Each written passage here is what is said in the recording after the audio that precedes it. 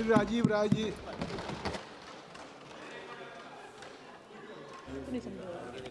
धन्यवाद माननीय अध्यक्ष जी, मौका देने के लिए एक देश के भविष्य के लिए बहुत ही अति महत्वपूर्ण विषय पर। और जब मैं बोलने के लिए खड़ा हुआ हूं तो बहुत पीड़ा के साथ खड़ा हुआ हूं। ये सरकार हर बात पर कागज मांगती है, हर बात पर सबूत मांगती है। माननीय अध्यक्ष जी, सुबह राष्ट्रीय अध्यक्ष जी दिखा रहे थे, शायद मंत्री जी लोग उठकर चले गए, देख नहीं पाते सच को।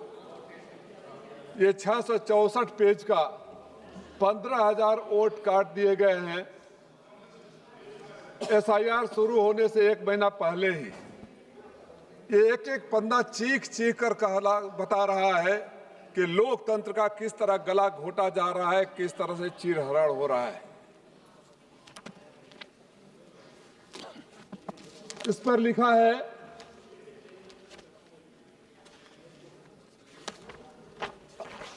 application for the deletion has been accepted. I have been asking from the authorities who made that application, when that application was made. कोई जवाब नहीं आया। मैं जिले के अधिकारी को लिखा, मैंने चुनाव आयोग को लिखा। मेरे घर से 5वां मकान है, मुख्य चुनाव आयुक्त का कार्यालय है, चुनाव आयोग का हेडक्वार्टर है। मैंने पत्र लिखा कि मेरे पास सबूत है, मैंने जिलाधिकारी को दिया है। आपसे समय चाहता हूं। चुनाव आयोग के पास समय नहीं मिला। 5 दिन बाद जब मेरे राष्ट्रीय अध्यक्ष जी ने यहां उठाया, पार्लियामेंट के कैंपस में उठाया, पत्रकारों से बात हुई, प्रेस कॉन्फ्रेंस में कहा, तो मुझे एक पत्र आता है कि अगले दिन 3 बजे लखनऊ सीईओ ऑफिस में आ जाइए। ये लोकतंत्र का रक्षा करने वाली संस्था मुझे कहती है, एक सांसद को, कि पार्लियामेंट सेशन छोड़कर यहां नहीं लखनऊ जाओ। ये कौन सा डर है? जानते हैं क्यों? क्योंकि उनको भी पता था जवाब नहीं है। कहते हैं कि ढूंढोगे तो हर मोड़ पर मिल जाएगी लाशें, खोजने से कातिल का निशान नहीं मिलेगा।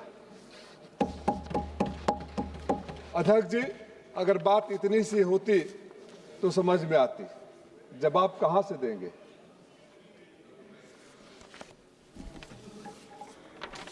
ये एक पन्ना है, एक सिर्फ नमूना है। इसमें नाम इसलिए डिलीट कर दिए गए हैं कि ऑब्जेक्शन हुआ है नागरिकता के आधार पर। ऑब्जेक्शन करने वाला और जिसके खिलाफ ऑब्जेक्शन हुआ है, दोनों एक ही आदमी है। यानी राजीव राय एप्लीकेशन दे रहे हैं कि राजीव राय की नागरिकता नहीं है, इनका वोटर लिस्ट खत्म कर दो, वोटर लिस्ट से नाम डिलीट कर दो। आप समझ रहे हैं कितना गंभीर अपराध है?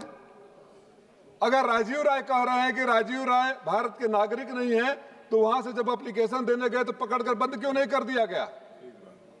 क्यों नहीं पकड़कर बंद कर दिया गया? माननीय अध्यक्ष जी, मैंने खाली सैंपल लेकर आए एक विधानसभा से। जानते हैं क्यों हो रहा था? वहां के हमारे विधायक की सदस्यता एक कोर्ट के आधार पर घंटों में रद्द कर दी गई, क्योंकि बीजेपी के नहीं थे ना। बीजेपी के होते तो चलता, आखिरी समय तक चलता। और जल्दीबाजी में चुनाव कराना था तो एसआईआर से पहले ही एक एसआईआर करा दिया गया। मुझे याद है जब सुप्रीम कोर्ट में मुकदमे चल रहे थे तो एक याचिकाकर्ता ने, जिनको मुर्दा बता दिया गया था बिहार में, जिंदा लोगों को लाकर खड़ा कर दिया। मैं आपसे संरक्षण चाहता हूं, मुझे ट्रेन बुक करवा दीजिए, मैं ट्रेन के ट्रेन लोकतंत्र के इस मंदिर में लाकर खड़ा नहीं कर दिया, इस्तीफा दे दूंगा जो मरा हुआ आपने घोषित कर दिया है। ये लोकतंत्र का चिरहरण हो रहा है, मजाक हो रहा है। और बड़ी बड़ी बातें की जाती है। माननीय अध्यक्ष जी, चुनाव होते हैं, चुनाव से पहले बड़ी बड़ी बातें की जाती है। चुनाव खत्म, उन बातों को खत्म कर दिया जाता है। एक और समस्या आ रही, आप भी अपने इलाके में झेल रहे होंगे। 2003, यहां विद्वान लोग बैठे हैं, हमारे नेता भी यहां बैठे हैं, हम गए थे यूनाइटेड नेशन में, तो वकील भी है। चुनाव आयोग का क्या काम है? आप हमेशा घुसपैठियों की बात करते हो, फर्जी मतदाताओं की बात करते हो, लेकर आओ, हम लाठी लेकर आपके साथ खड़ा है उनको भगाने के लिए। चुनाव आयोग का काम है हिंदुस्तान के हर वैध नागरिक को वोट देने का अधिकार होना चाहिए। वो सिंपल सा फार्मूला होता है कि अगर आपका नाम पिछले वोटर आईडी में है तो आप दिखाइए, आप हैं वहां उपस्थित है, आप वोट डालिए। नहीं है तो सबूत दिखाइए कि आप जिंदा हैं, यहीं रहते हैं और भारत के नागरिक, आपका वोटर लिस्ट में नाम पड़ेगा। अगर आपका नाम 2 जगह है तो आप कटवा लीजिए, नहीं तो आपके ऊपर मुकदमा होगा। खैर वो मुकदमा किसी और के ऊपर हुआ। भाजपा के बड़े बड़े नेता दिल्ली के चुनाव के बाद उंगली दिखाते, देखो देखो मैंने दिल्ली में वोट दे दिया, लोकतंत्र की रक्षा कर दिया। बिहार चुनाव होता है, बिहार में जाकर वोट दिखाते हैं, उंगली दिखाते हैं, देखो देखो मैंने बिहार में लोकतंत्र की रक्षा कर दिया। और टीवी चैनलों पर बैठकर ज्ञान भी देते हैं, उनके लिए नहीं है। अगर मनसा साफ है तो छोटी सी बात है, 2003 का क्यों? किसी की शादी हुई है 2003 में, उसका नाम नहीं होगा, माँ बाप कहीं रहते होंगे, माँ बाप जिंदा है नहीं जिंदा है, कहीं चले गए, अब वो 2003 का लेकर आए। 2003 में एसआईआर हुआ था तो कौन सा आपने बैक डेट का मांगा था? इतना कॉम्प्लिकेशन क्यों? आपके यहां भी हो रहा होगा। डिलिमिटेशन हुआ था, डिलिमिटेशन के बाद जो वोटर लिस्ट आया 2003 में नहीं था वो, तो वो एक विधानसभा के मतदाता कहीं और, दूसरे जगह के कहीं और, जिले में चेंज हो गया, जिले में ही चेंज हो गया। उसकी जवाबदारी किसी की नहीं है। हमारे नेता आदरणीय लालजी वर्मा सुबह बताया आपको, रामपुर में 2 लोग के भाई बेटे दुबई में रहते हैं तो उनके ऊपर एफआईआर हो गया।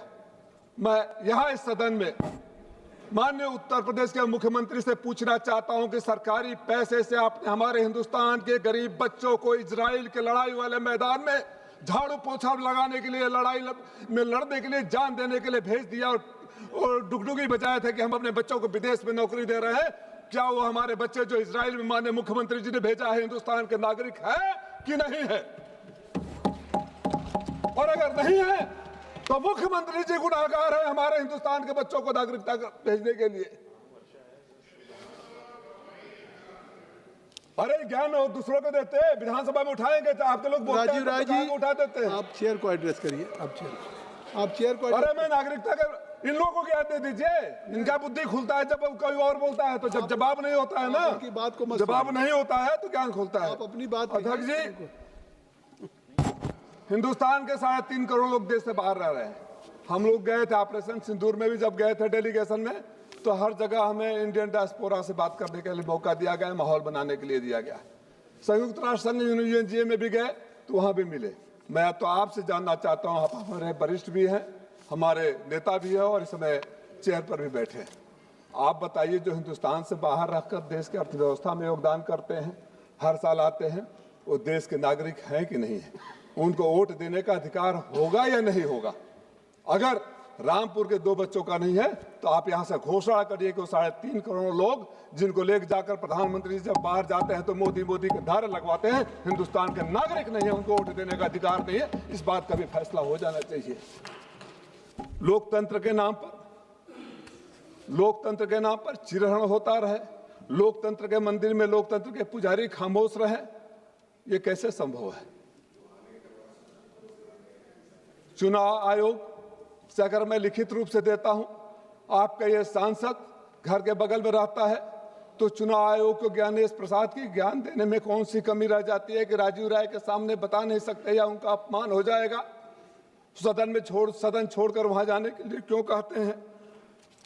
आप लोग रिफ्यूजी की बात करते हैं, निशिकांत दुबे जी चले गए।